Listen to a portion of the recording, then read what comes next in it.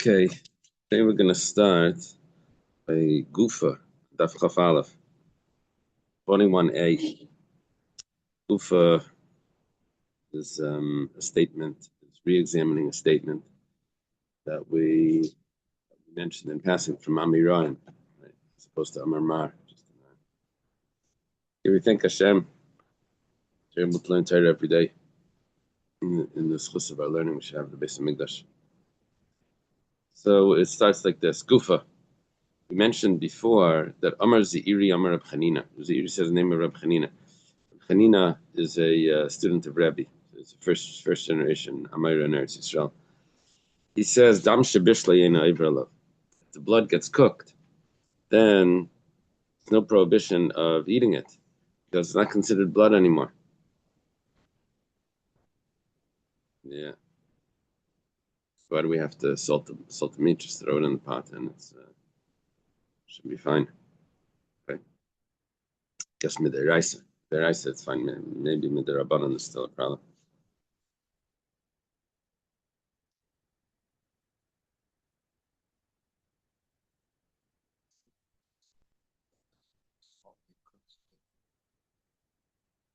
So we didn't actually mention specifically salting it.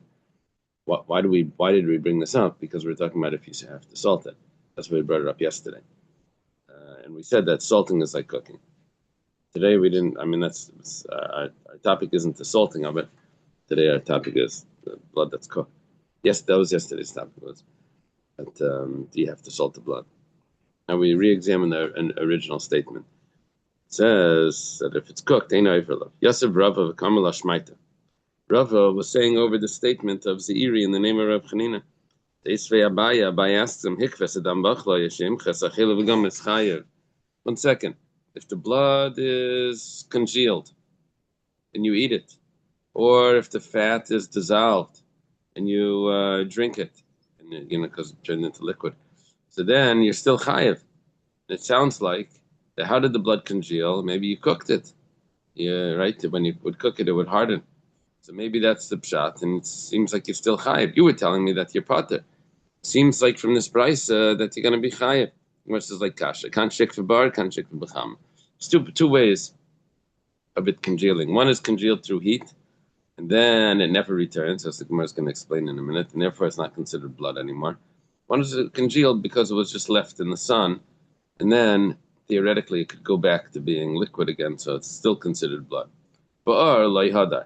If it was done in fire, then it will never go back to its initial state of being liquid. Bechama, but if it was done in the sun, then hadar will go back. Where it says bechama nami le mahayel ve'idchi idchi.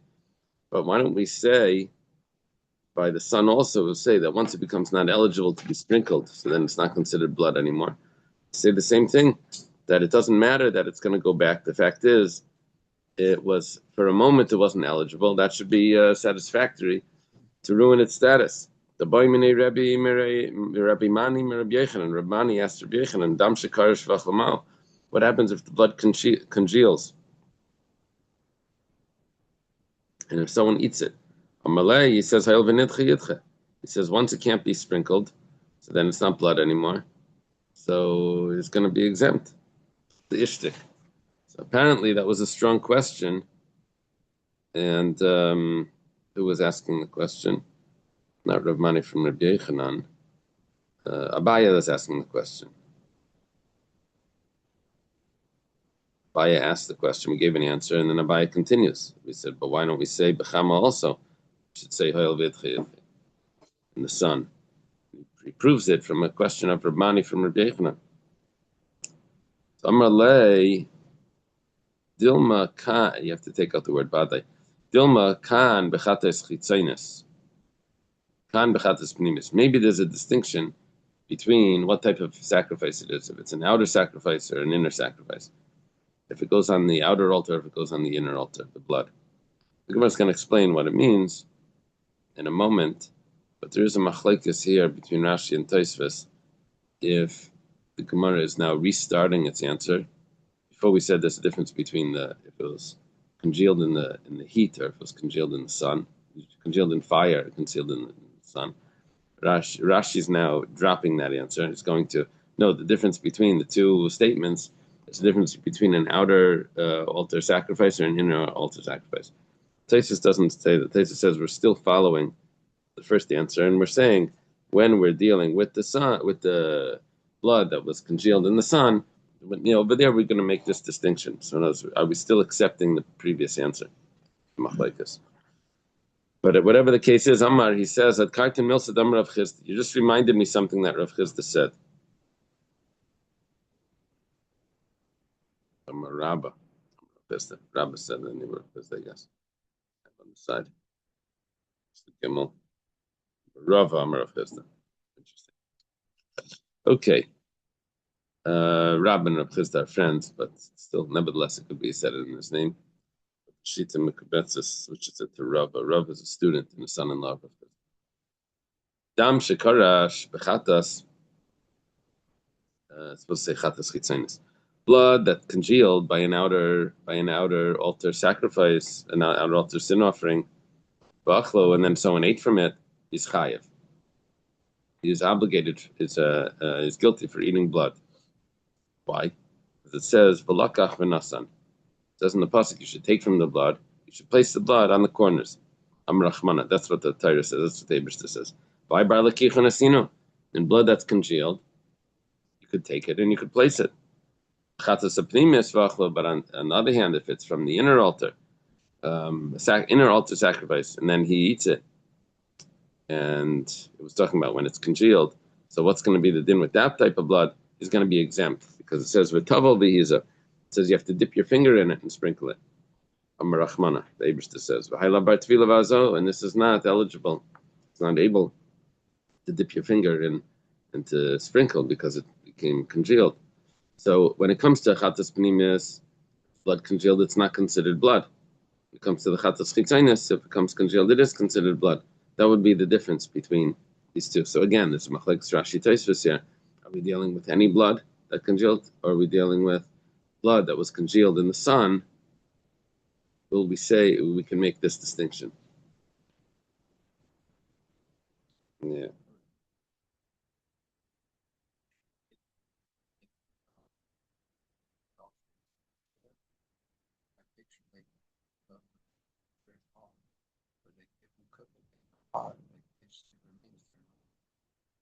Yeah, nevertheless, even if it's cooked in a pot, once it's cooked, it becomes not asur midiraisa. Cooked, it's asur.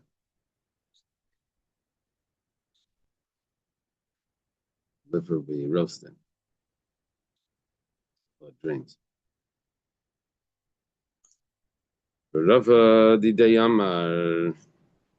That was what Rava said in the name of Rav Chisda, so that would be nice. Who was in the Tzen Kedoshim that said Rabba before, corrects us to Rabba. Rabba Didayamar, Rabba himself says, Afilu b'chatas pnimis v'achlo chayiv. Even if it's an inner altar sacrifice and he eats it, it's still chayiv.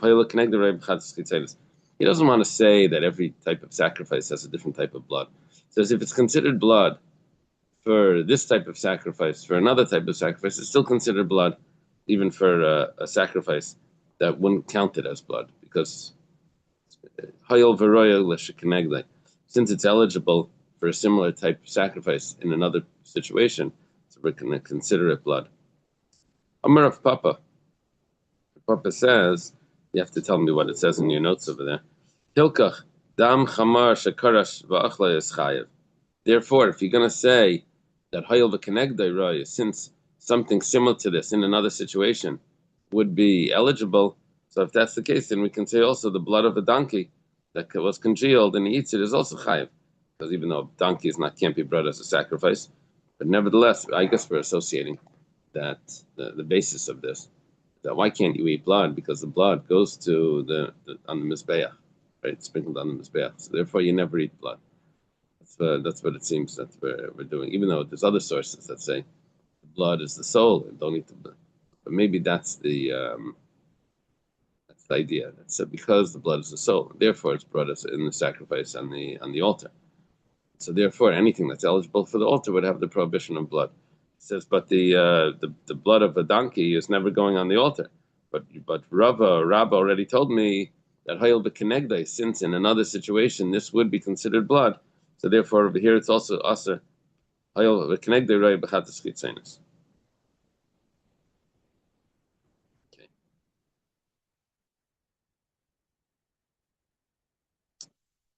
Amar, did they say anything interesting about the donkey blood?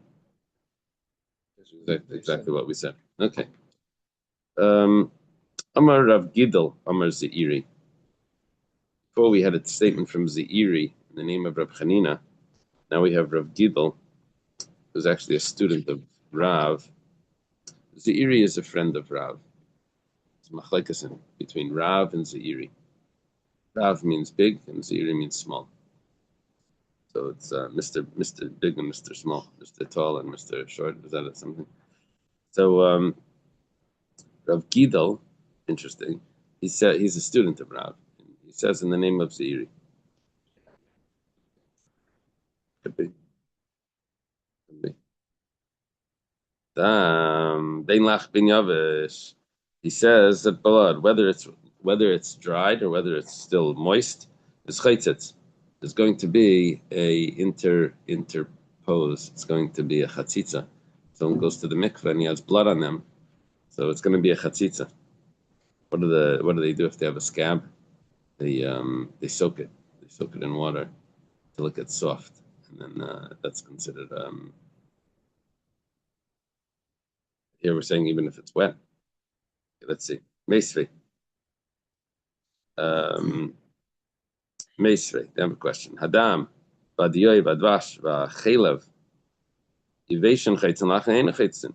It says clearly that it's not a problem if it's wet. It's not a chatzitza. This is blood, ink, honey, and fat. If it's dry, then it's chatzitza. If it's wet, it's not a chatzitza. It's considered like part of the water, right? So it's fine. It says like kasha. It depends how wet it is. Sarach means that it gets dragged. So the way Rashi is learning is the opposite than I would have thought. He says that if it begins to be, if it's dragged to the skin, as if you put your finger in it and you pull it out, it doesn't come with you because it's already drying. So then it's dragged to the skin, then that's considered a chatzitza. But if loisarach, if it's not dragged to the skin, you put your finger in and you pull it out, it comes along with your finger. So it's sarach to your finger, but loisarach to the skin. So then we'll say that it's not a chatzitza. It's wet enough that it could drag, get attached. Yeah, well, it means it's moist. It's loisarach to the skin. Yeah, that's counterintuitive. I would have thought that sarach meant that it's dragged to your finger. It attaches to your fingers. Putting it the other way. I guess that's some shot. Okay. It's like a sirche. Sirche is a sircha is it's an adhesion. It sticks. Sarach maybe translate sarach as sticks. So if it sticks to the skin, then it's going to be a chatzitza. If it doesn't stick to the skin, then it's going to it's not a chatzitza. Okay. Next Gemara, it's a little bit difficult to read. We have all these words in here. Let's take a look. Timlach. It says Bamelach Timlach. It says that you should salt the sacrifice. L'mayasa. What's that word coming to tell me? It says Bamelach Timlach. L'kedetanya. It's coming to tell me what it says in the Brayso. Bamelach says that you should put salt on the sacrifice. Yachol teveneyo. Maybe you should teveneyo. Rashi says. The Gemara is going to explain later what that means. Talmud Laimar Timlach. Says no, you don't have to tivainayu. You only have to do timlach. The timlach, if it only means the salt, it's like season it. Timlach. Yachol b'mei melach. Maybe you can season it with salt water. It says no, you can't use salt water. You have to use actual salt. Then it goes on. It says v'leisash b's melach. You shall not abandon or omit salt. So you shouldn't leave off the salt. Havi melach sheina sheveses. The Gemara learns from this. The Brisa says we're talking about that you need salt that never ceases. Sashbis means don't cease. So bring salt that doesn't cease. What does that mean? Bezu. Which salt is this? Zu melach sedaimis. The melach sedaimis, the salt of Sedaim, of the I guess it means of the Dead Sea, that never ceases because it's there all year. Maybe there's some salt that's only there in the summer when the water evaporates.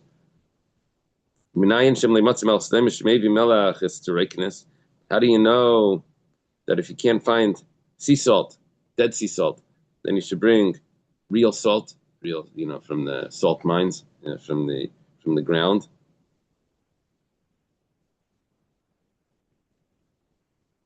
Rashi says, it's made by man. I don't know what it means, made by man. Mind and process, okay. And it's from the mines. Talmud Laimar, Takriv. It says, that's fine. You bring it. Takriv Kolshu. You bring whatever it is. Whether it's for sea salt, or whether it's real salt. Takriv Mikol Makan. You can bring salt from any place. The salt that goes on the sacrifices, you could bring from the Himalayas. Takriv Afilu B'Shabbos. You can put the salt on Shabbos. Takriv Afilu B'Tumah. You could bring even B'Tumah. I guess it means that sacrifices could theoretically be brought B'Tumah if there's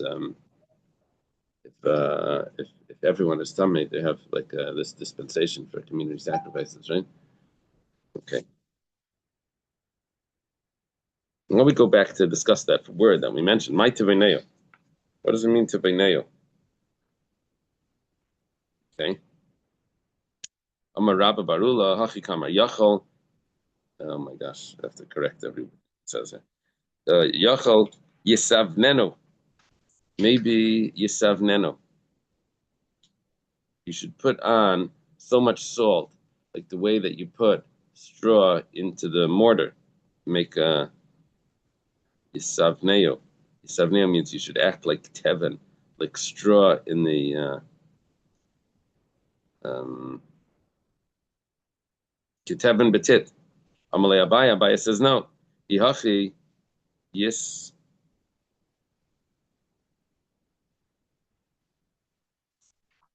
Yispinenu. Then it should say not Yisavneo, it should say Yispinenu. Yispinenu.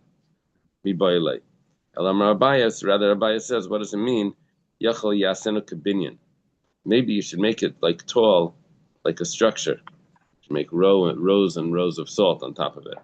Amalei Rava, Yachi, Yivnenu. That's the Yibes. Yivnenu. Should do it as Yivnenu, which is like a binyan. Mibaile, it should have said. What does it mean? Elamar Rava. What does it mean? Tivainehu. Yachal Tivainehu. My Tivainehu. What does it mean Tivainehu? Amaravashi Shitin by Tam Kabina. To put flavor in it, like understanding. Just like understanding gives flavor to a person. Yeah, if he understands it, he gives it taste. Makes sense. It makes is that a word? Sense. So too, you should put salt into it so that it should give flavor. Yachol yitin tam kibina. Tamalayim timlach. It says no, not just like that. It says no, you have to salt it. Kate said, I says, how do you do that? Maybe you put salt on one side, you turn it over, you put salt on the other side, and you bring it up. Baya says the same thing applies to when you're cooking meat, you have to salt it first. So how much salt do you put on? Maybe you should pile it up like this. Maybe you should use salt water. Maybe you should use no. You put salt on one side, you turn it over, put salt on the other side, and then that's what you do. Then you leave it for 45 minutes. Okay. Okay. Tanu Rabbanan.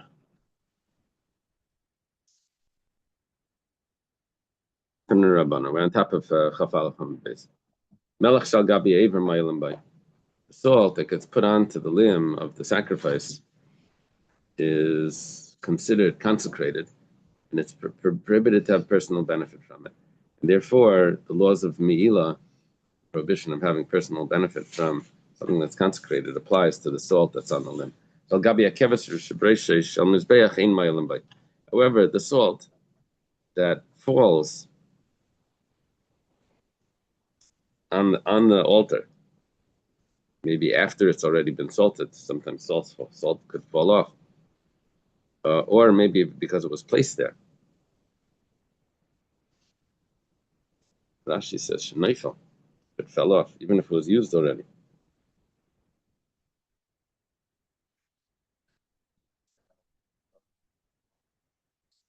So what we need to say is that if it's the meat, then the salt that comes out is going to be prohibited because that has blood mixed in it. So that wouldn't be acceptable.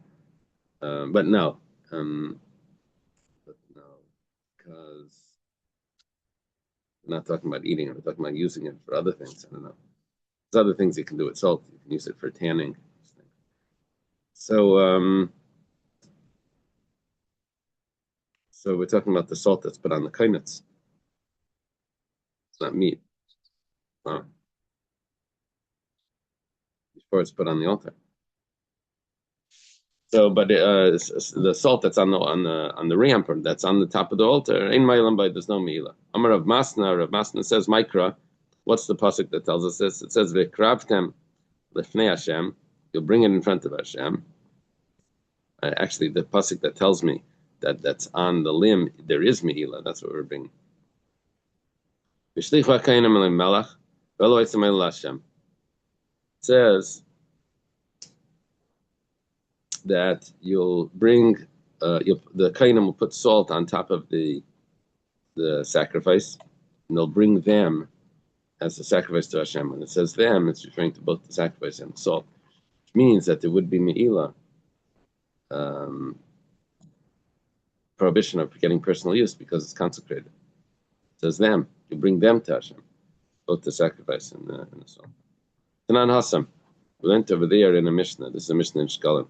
It says, Ala melech vala eitzim. It says that they would make a stipulation on certain things that if they're not used, that you can still that you can use it for personal use, even though they were being consecrated. But they would stipulate if it doesn't get used up, they could take it for other things. There were 7 things that they made the stipulation for, and 2 of them are salt and wood. Ala melech vala eitzim. That the Kayanim can make personal use of them. Amar Shmuel. Shmuel says, Laishanu ala karbanim. What does it mean that they can make personal use? That's for their sacrifices. Avalachila, but not for eating. Now, the Gemara doesn't need to explain what just happened over here. We're understanding that what does it mean that they're allowed to use it for their sacrifices, but not for eating? It means that if they were bringing a sacrifice, they could take this salt that was temple salt, and they could use it for their sacrifices. What does it mean for eating? It's lechal achilas kachim.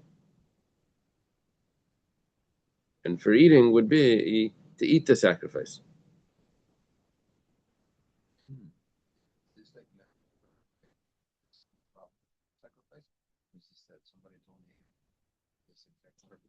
We're talking about the community salt. This community salt in the temple. The Kainim are allowed to use it. So we're starting off saying that to salt their sacrifice. So, but not for eating. I'm going to ask the question: to salt the hides of the oila. They're allowed to use the salt. They can't put it on their food. Now, where did we say they can salt the hides? Maybe we were just talking about salting the sacrifice as it goes on the altar. How did the Gemara jump to this? The Tanya was taught in a brisa. We're going to have like this. It says taught in a brisa. Nimsat Aimer comes out. We find the following. It says there's 3 places where the salt was placed. One is there was a whole chamber of salt think this was in the women's courtyard. It's a chamber of salt. Or is it somewhere else? Do you have a note? No, it doesn't say where it is, does it? Agabi Akevesh. There was also salt on the ramp. And there was also salt on the top of the altar. Now the Mishnah says, the Brisa says, what the salt was used for. It says the lishkas hamelach, the salt that was in the chamber of salt. Over there, they would salt the skin, the hides of the tanning. They would tan the hides of the sacrifices. We're seeing now that they are allowed to use the community salt for the hides. Al-Gabe Kevish, the salt that was on the ramp. That's where they would salt the limbs that were placed there. They would make a stop on the ramp, but they would bring it up and they would put the salt on it. The top of the altar, over there they would salt the kaimetz, the levina, akteris, according to that opinion that says the kteris was salted. What does it mean the kteris was salted on the outer altar?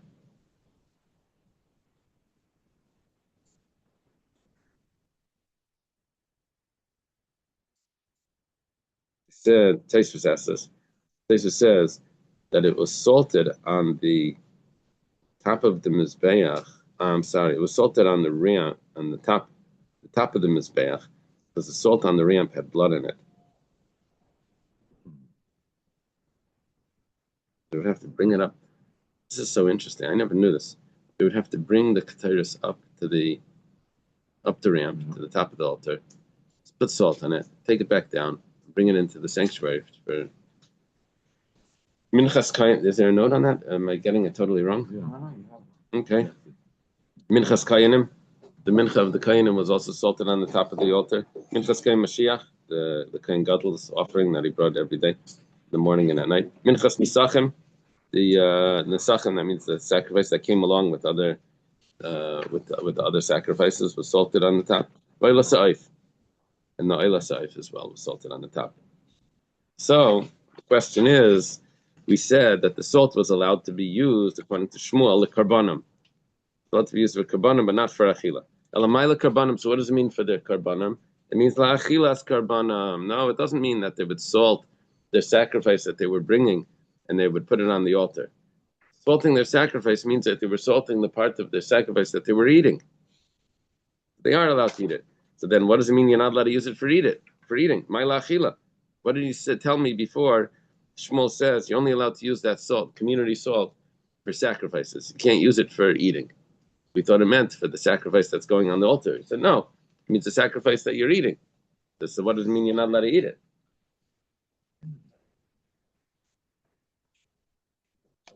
The picture of salt. We're showing us what salt looks like. It really is. Oh, the chamber of salt is on the south side, right in front of the Ezras Nashim. It looks like it's going into the 11 cubits of where the Israelim are allowed to stand. If I can show you this picture, it's the number 3 picture. See the purple is the women's courtyard. Then there's the doorway, and then there's a little number 3 over there. That's the.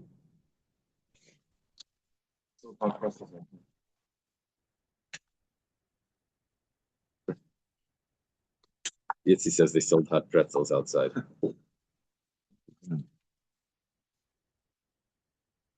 With mustard.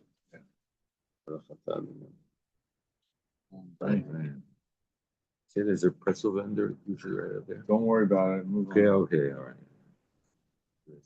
So then Gemara asks, so what does it mean, my la'achila, that you weren't allowed to do? It says, achila dechulin. It says, you can't use it for chulin foods. It's Gemara says, chulin pshita, my bayasam. Of course you can't use it. What's even chulin doing there in the base of Mikdash? Afagav de Amar ma yoichlu sheichlu yimachulin utshuma k'desh inechel salasayva. It says like this. It says no. There was chulin that was brought to the base of Mikdash, not for sacrifices, but says no, that you're allowed to eat other foods inside the temple in order to be able to eat the meat ala seiva. Sounds like the carbon pesach. It says you're only supposed to eat the meat after you're full of the carbon pesach. So you would have to fill up on other things. So you could bring chulin and truma into the temple, and they would eat it over there. Nevertheless, even though you're bringing in these other foods, which would be permissible, but you're not allowed to put on salt of the community designated salt, which was designated for sacrifices.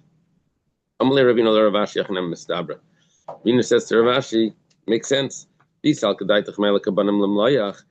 you would tell me that, what does it mean, karbanim? That means to put the salt on it, and when you would put it to bring it on the altar and need it to be salted, time adasni bezdin. And that would mean the only reason why you're allowed to was because bezdin made a condition, a stipulation when it was dedicated, that when it was donated, that the salt could be used for other things. Halayasni bezdin, but if bezdin didn't make that stipulation in light, then you wouldn't be allowed to.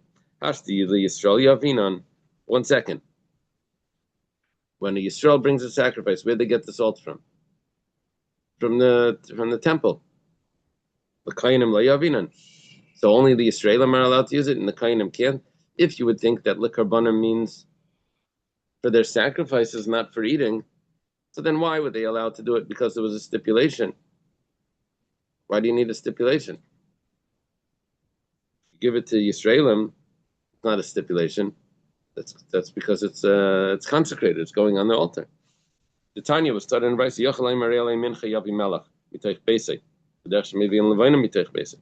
Brisa says that maybe I could have thought that if someone says, I'm going to bring a meal offering, maybe he has to bring also salt from his house, just like he's bringing the frankincense from his house. V'dinu, and it could be even logical. Nemar havi mincha vavi melach. Nemar havi mincha vavi levayna.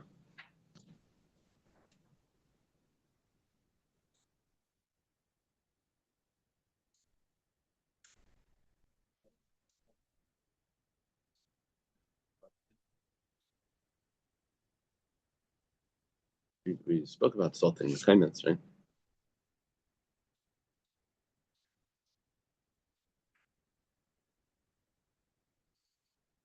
What are you saying? We didn't learn that.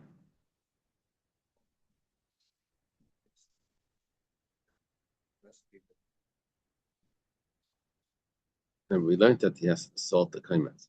The owner, now the Gemara is saying that maybe the owner needs to bring his own salt. I'm saying no, but you do this comparison. It says that you have to bring the mincha, and it says you have to bring salt.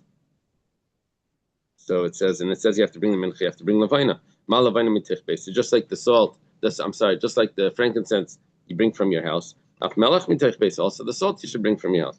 Maybe that's not a good comparison. Nemer heavy mincha ve'evi melach. It says you should bring the mincha. It says also the word bringing when it says about the salt. Remember heavy mincha ve'evi eitzim, but also says bring a mincha and it says bring wood. Ma eitzim mishal tzibah melach mishal tzibah. So what that it says bring salt. It also says bring wood, and you don't bring your own wood. The wood is already there in the temple. Each person that brings a sacrifice doesn't have to bring the wood with it. This is like when you use a credit card for a donation. You say, would you like to also donate the 3% to cover the cost of the charge? You do that. When you bring a sacrifice, they probably have this thing. Would you like to also cover the wood? Click the box if you want to cover the wood also. But you don't have to. You don't have to click that box. I mean, the wood you can understand because salt. Salt was very expensive. Yeah, I was taught in school that the word salary came from salt. Really? Don't believe what they teach in Because school. they didn't realize there's a whole. It was like a currency. Yeah, apparently. Wow. It's not. It had to do with because the only way that you could preserve your food was with salt. And you didn't have refrigeration, so salt was a major part of it. Remember that back those days, Professor? But it's a whole different spin on Sodom and Gomorrah. I mean, that they Salting. were punished, like that the salt was some kind of money that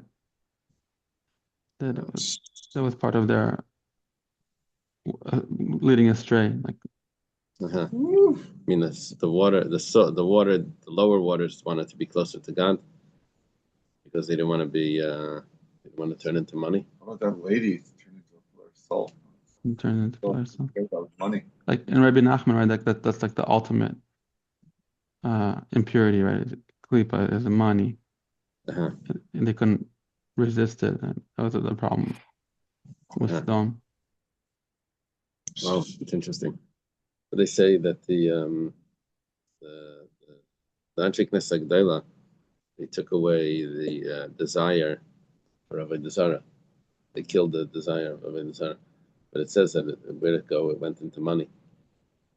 And there's a comment there. The Alter Rebbe said that he doesn't know if it was worth it. Woo! That's Now we have Bitcoin. Bitcoin, okay. So maybe we should say. So the Gemara says near lemi daima. Let's see what salt is more comparable to the levina or to the wood. We should compare it to something that applies to all sacrifices and not to something that's only to some sacrifices. Don't prove from the levina that doesn't apply to all sacrifices. So maybe we should say it differently. Maybe we should compare it to something that comes in the same vessel. The levina comes in the same vessel. The levina you bring from the house. So to the salt you should bring from the house. But the wood doesn't.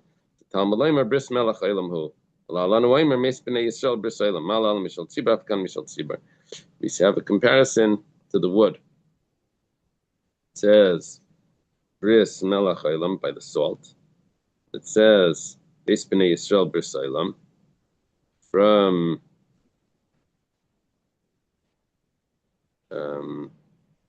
bris olam. No, that's not by the wood. That's by the lechem apanim. The everlasting covenant by the showbread, and that the showbread comes from the community. It's not privately brought. So too, the salt comes from the community. Okay. Amalei of Mordechai Rav Ashi, jumping down to the last generation. Achi kam Rav Shisha Brei Ravidi. Leinitzchel ben Bukhri. This whole discussion here that that the Bezdin needs to stipulate that the salt will be able to be used for sacrifices. It's only necessary for Ben Bukhri. Why do we need to say this? It's necessary for the statement of Ben Bukhri.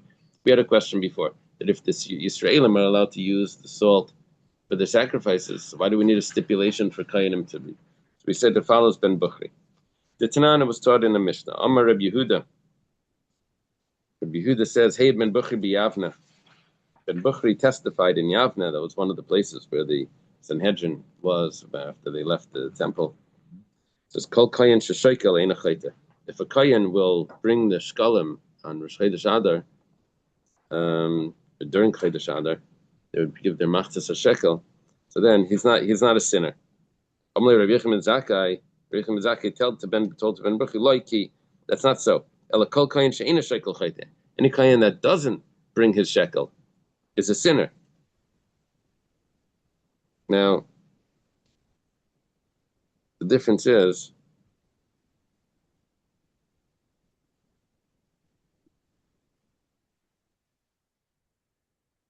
Rashi quotes over here that the word Zeh Yitno is the Gematria Zeh is Gematria 12, which means that even Shevet Levi has to bring.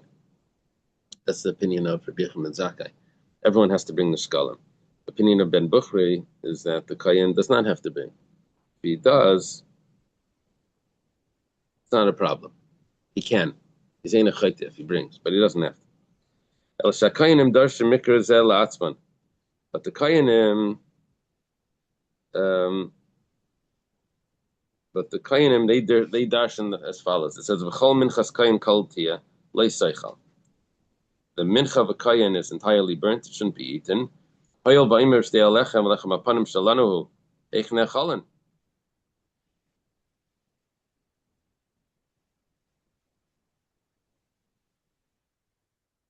See, if the kayinim would be giving their shkalim, then that money would end up getting used for the lechem apanim, and for the Shtei Alechem and the Omer. The rule is that when Koyanim give a mincha, you don't eat it. So therefore, the Koyanim would be excluding themselves. They're excluding themselves from giving the machzis shekel, because they're saying you want us to invalidate all your sacrifices from being eaten, because if we're going to contribute, then it's not going to be eaten.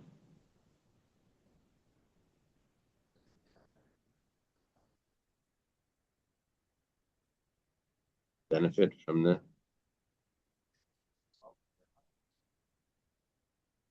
If we're talking about the mincha, carbon mincha that a kohen brings is entirely burnt. So they're saying that they shouldn't have to give shkalim because all those community minchas are going to be burnt instead of eaten. They contribute, right? Al Gemara says Ben Bukhri, given the lachatchila lemechayev lasuye, kimaisi nami chaytiu, kimaisi chol nazara. According to Ben Bukhri, that where Ben Bukhri says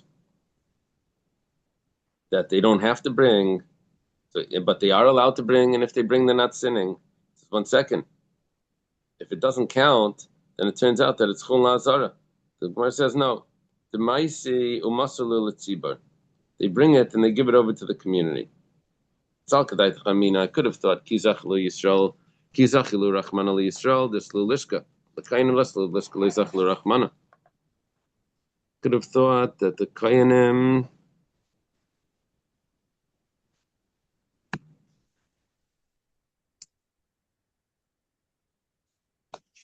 1 second. Let me read it from here.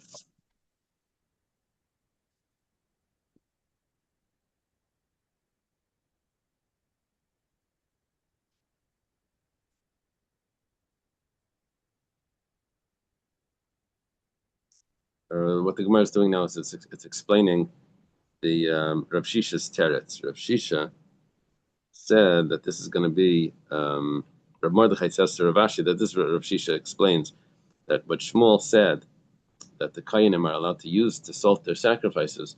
Why are they allowed to use it to salt their sacrifices?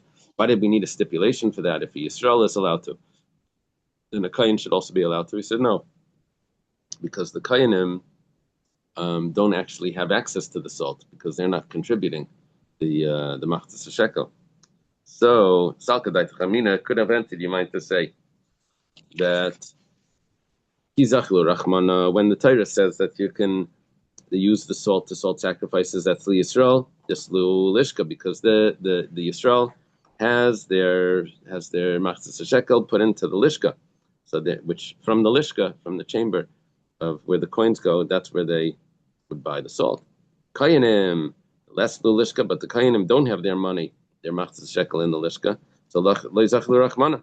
So they don't. The Eibishter didn't give them allowance to take the salt from there. So Mashmalan is coming to tell us that the sages made a stipulation that the Kayanim can use it also for their sacrifices. Okay. Now the Gemara says Veitim depshit leilatan de Mishal Tzibar Minalan was very obvious before as passing through this Gemara that wood is not brought by the individual. Wood was there from the community. How do we know this? The Tanya started in a brayso. Maybe if someone says, I want to bring a naila, he has to bring the wood from his house, just like he has to bring nesachim from his house. Talmud Laimar, so the pasuk says, on the wood, on the fire that's on the altar. But just like he doesn't bring his own altar, the pop-up altar. Also the wood and the fire is the community. It's the Divrei Rabbi Elazar bar Reb Shimon. It's the words of Rabbi Elazar bar Shimon. Rabbi Elazar ben Shmuah, Rabbi Elazar ben Shmuah says, I have a different interpretation. Just like the Mizbeach is not used for commoners, so it has to be also the fire and the wood can't be used by a commoner. What's the difference between these two drashas? Both of them are saying that you don't have to bring your own wood. It comes from the community. It could be nayo chadati. Difference would be if it's brand new wood. According to Rabbi Elazar bar Shmuah, the wood needs to be brand new. Which means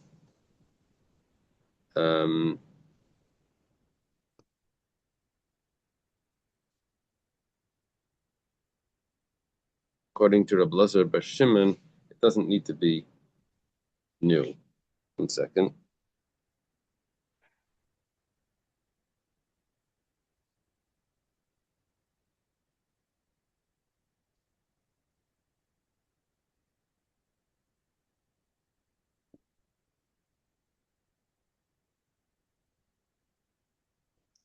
I have a commentary on the bottom over here that says, why is the Gemara taking such a strange nafkamina between these two opinions? The nafkamina is totally obvious. The difference between the two opinions is, does it need to come from the community or not? According to Rabbi Lazar Bar Shimon, it needs to come from the community. According to Rabbi Lazar Ben Shemua, it just needs to be not used. So the Gemara is saying, this commentary is saying, everyone agrees it needs to be from the community. Just the question is, Rabbi Lazar Ben Shemua says it needs to be brand new wood, never used. And Rabbi Lazar Bar Shimon says it, no, it's from community, but it doesn't mean community has to get it brand new. Community can get it from from things that were used already. Gemara says Vatiki loy, wood that was used for something else, it's possible. Baksiv, but we have a pasuk that says Vayemer Aravna el David. Aravna was the one that sold the silo where Yerushalayim, David. It says Aravna says Yikach should take the granary. And my master, the king, will bring up what's good in his eyes. See, the cattle is ready to be brought as a sacrifice. And the marigim, which the Gemara is going to explain, and the utensils for the cattle will be used for the wood. You're going to burn it, which means that things that were used already for something else can now be used for the wood for the sacrifice. The Gemara says, no, those things were actually brand new. They were never used. The Gemara says, my marigan. What does it mean, marigan? That you're going to use it for wood? Amar ula mita shel turbal. It's a bed of turbal. The Gemara says, my mita shel turbal. What's a bed of turbal? Amar Rav Yehuda says, these are the korkasa. This is a goat of korkasa, which means it's a board that has in a lot of pegs. They would put an iron goat on it to weigh it down. The dasha badashtoi, that they would use it to thresh the grain. Grain, it was basically like it's like a comb, but not with sharp pieces. It was with hard pieces that would use to crack the grain kernels to break it apart. They would attach it to oxen that would pull it back and forth, and then things under it would crack. That was Merigan. Yeah. Professor found moringa. Amr Rav Yosef. Rav Yosef says, "Mikra." What is it? What's the source for this? That the merigan are used for threshing. Pasuk says, "Hini samtich lemoireg choretz." I have placed you as a moireg choretz. Choretz, I guess, means beautiful. Chodash, brand new. Balpifias, which is very sharp.